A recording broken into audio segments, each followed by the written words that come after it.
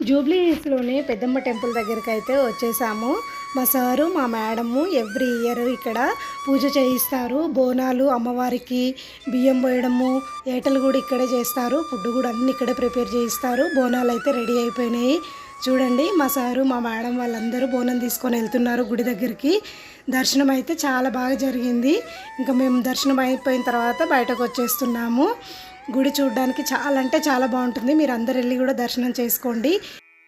వంటల దగ్గరికి అయితే వచ్చేసాము మేము. అక్కడ పక్కనే రెంట్కి తీసుకొని వంట కూడా అన్నీ అక్కడే ప్రిపేర్ చేయిస్తారు. మా పాప మళ్ళీ కావాలని టెంపుల్కి వెళ్ళింది కాయిన్లు పెట్టడానికి అనేసి. సో ఫుడ్ కూడా అన్నీ ప్రిపేర్ అయిపోయినాయి.